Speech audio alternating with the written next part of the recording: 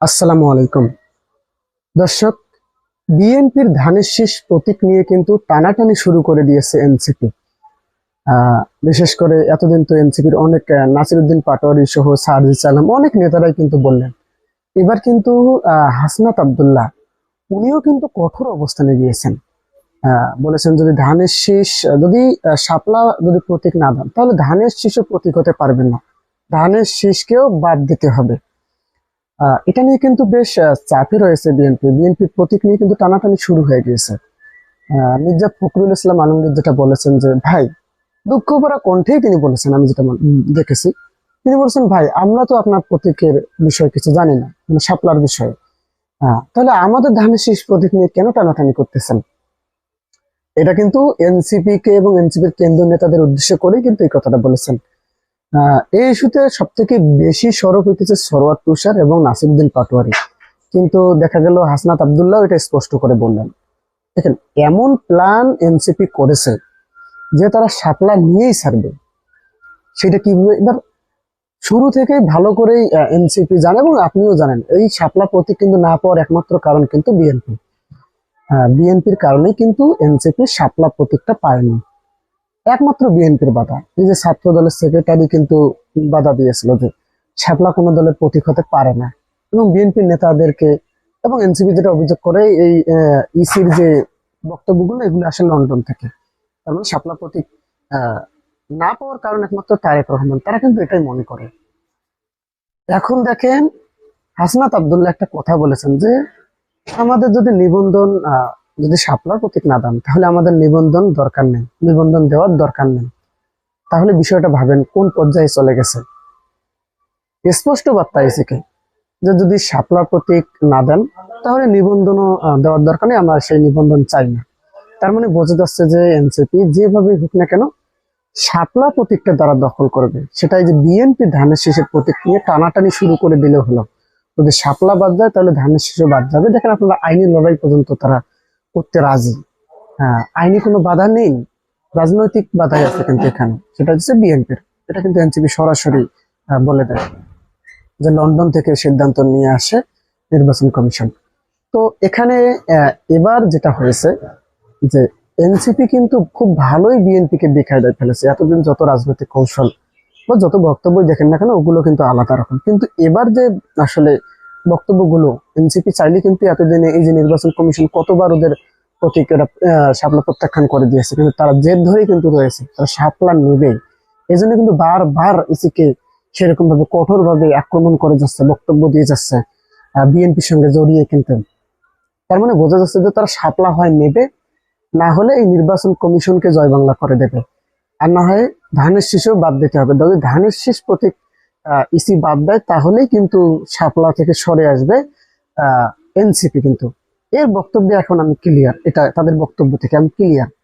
তারা যদি শাপলা না পায় তাহলে ধানের শীষও তাদেরকে প্রতীকটিতে থাকতে তারা দেবে না, এটা তাদের স্পষ্ট বক্তব্য। আর এটা কিন্তু মির্জা ফখরুল বলতেছেন এখন আমাদের ধানের শীষ প্রতীক নিয়ে টানাটানি শুরু হয়ে গেছে। আমরা আপনাদেরকে কি করেছি ভাই? মির্জা ফখরুলের বক্তব্য, আপনারা কেন ধানের শীষের প্রতীক নিয়ে টানাটানি করতেছেন? ইসি তো আপনাদের প্রতীক দেবে, ইসির কাছে জিজ্ঞেস করেন, এইরকম বক্তব্য কিন্তু বলতেছেন। কিন্তু ইসি কে আসলে বাধ্য করা হচ্ছে যে যাতে শাপলা প্রতীক দেওয়া না হয়। আহ এটা আমি কেন বলতেছি, আমি যখনই যে এনসিপি যখন শাপলা প্রতীক চাই তখনই কিন্তু ছাত্রদলের সেক্রেটারি নাসিরউদ্দিন নাসির আহ উনি কিন্তু বলেছিলেন যে শাপলা কোনো দলের প্রতীক হতে পারে না, আপনি সার্চ করে দেখবেন, উনি স্পষ্ট করে বক্তব্যটা দিয়েছিলেন। তো এখানে তখন থেকে আমি ক্লিয়ার হয়েছি যে না, বিএনপি কখনোই চায় না যে এনসিপি শাপলা প্রতীক পাক। বিএনপির অন্যান্য নেতাকর্মীদের বক্তব্য শুনবেন, শাপলা প্রতীক তারা কখনোই না। হলে যদি বিএনপি এতদিনে বলতো, তারা কি আজ পর্যন্ত এই যে এনসিপির সঙ্গে বিএনপির একটা জোট গঠনেরও ইঙ্গিত দেখা যাচ্ছে। কখনো কখনো এনসিপির যে নেতা কর্মীরা তারা বিএনপির দিকে ঝুঁকে পড়ে জামাতকে ঠেকাতে। কখনো কি শুনছেন যে বিএনপির নেতা কর্মীরা বলেছে যে বিএনপির নেতা কর্মীরা না, হাই কমান্ডের একজনও কি বলেছে যে এনসিপি শাপলা প্রতীক কেন দেওয়া হবে না? এটা কি কখনো শুনেছেন? কখনো শুনলেন? কিন্তু বরং জামাতের হাই কমান্ড কিন্তু অনেকবার এই বিষয়ে বলেছেন, বিশেষ করে শিশির মনের। উনি বলেছিলেন শাপলা প্রতীক পেতে কোনো আইনি বাধা নেই। তবে শাপলা প্রতীকটা আসলে কেন দেওয়া হবে না? এখানে তো নির্বাচন কমিশনারকে পরিষ্কার করে বলতে হবে নাকি? নির্বাচন কমিশনার বলে আমি কোনো ব্যাখ্যা দিতে পারবো না, আমি এককভাবে ব্যাখ্যা দিতে পারবো না। আহ, মানে বিএনপি সরকারের সঙ্গে বসে এটা ব্যাখ্যা দেবে। আরে নির্বাচন কমিশন তো স্বাধীন, এটা তো সরকারের অধীনে নয় অথবা বিএনপির অধীনে নয় যে কারোর সঙ্গে আলোচনা ছাড়া শাপলা প্রতীক দিতে পারবে না। তো যাই হোক, আহ এবার যেটা হাসনাত আব্দুল্লাহ যেটা বলেছেন যে শাপলা যদি, অন্যান্য নেতারা বলেছেন তবে আমি সেদিকে একটু মনোযোগ দেয়নি, কিন্তু হাসনাত আব্দুল্লাহ যখন বলেছেন এবার বিএনপির দফা রফা হয়ে যাবে, তো বিএনপি দফা রফা থেকে বাঁচতে চায় তাহলে শাপলার প্রতীক এনসিপিকে দিতে হবে। হাসনাত আব্দুল্লাহর স্পষ্ট বার্তা যে আমরা নির্বাচন নেব না, শাপলা শাপলা যদি নির্বাচন তো করবে নাই, শাপলা যদি প্রতীক না দেন তাহলে আমাদের নিবন্ধন দরকার নেই। কত বড় একটা কথা আপনি ভাবেন, শাপলা না দিলে নিবন্ধন দরকার নাই, আপনি শাপলা না দেন নাই ধানের শিশু প্রতীক হতে পারবেন না তাহলে, কেননা শাপলা জাতীয় ফুলের অজুহাত কেন দেবেন আপনি, তাহলে তো ধানের শিশু তো জাতীয় ফুল।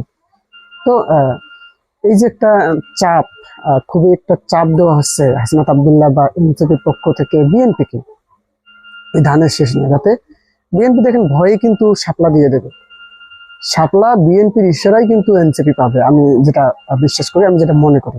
আপনারা দেখে নেবেন এই যে ধানের শেষ প্রতীক নিয়ে এখন টানাটানি শুরু হয়েছে না, শুধুমাত্র একটা মামলা করুক এনসিপির পক্ষ থেকে, কেউ আইনি কোনো পদক্ষেপ নেই যে শাপলা যদি ধানের শেষ না জাতীয় ফুল হয়, যদি শাপলা প্রতীক হতে না পারে তাহলে ধানের শেষ তো জাতীয় ফুল, তাহলে ধানের শেষ প্রতীক হতে পারবে না। দেখবেন গড়গড় গড়গড় করে খুব তাড়াতাড়ি নির্বাচন কমিশন শাপলা দিতে বাধ্য হবে এনসিপিকে। এটা কিন্তু একটা ভালো কৌশল হিসেবে দেখা যাচ্ছে এনসিপির আর কি। তো দর্শক, আহ আসলে আপনার কি মনে হয় না যে এই যে এনসিপি শাপলা প্রতীক পাচ্ছে না, এটা আসলে সম্পূর্ণ বিএনপির ইশারায়? আপনি আসলে কি মনে করেন, এটা কি নির্বাচন কমিশনার কখনো এইভাবে করতে পারে যে এনসিপিকে শাপলা প্রতীক দেবে না? কেননা গণ অভ্যুত্থানের একটা দল, জুলাইয়ের মধ্যে গড়ে ওঠা একটা দল, এদের শক্তি সামর্থ্য সাহস কিন্তু এখনো শেষ হয় না, কিন্তু সেই শক্তিকে সেই সামর্থ্যকে কিন্তু নির্বাচন কমিশন চ্যালেঞ্জ করছে, মানে যাদের উপর তারা ক্ষমতায় বসে আছে। তাহলে এটা একটা কিন্তু প্রশ্নের কথা যে এদের উপর ক্ষমতায় বসে আছে, তাহলে কার সাহায্যে এরা এদেরকেই চ্যালেঞ্জ করতেছে? আপনারা জানেন যে 7টা নমুনা পাঠিয়েছে এনসিপি, এবং শাপলা যেহেতু জাতীয় ফুল, সেই আদলে না কোন ভিন্ন আদলে কিন্তু পাঠিয়েছে, তাহলে 7টার মধ্যে একটা দিয়ে দেন দেখি। কিন্তু তারপরেও কিন্তু ইসি কিন্তু কোনো বক্তব্য দিতেছে না। এনসিপি নেতারা যখন বক্তব্য দেন ইসি নাকি 2-1 ঘন্টা নীরব ছিল। তার মানে বোঝা যাচ্ছে যে ইসি উপরের ইশারা ছাড়া কিন্তু হবে না, মানে লন্ডনের অথবা বিএনপির ইশারা ছাড়া তারা আসলে প্রতিক্রিয়া দিতে পারবে না।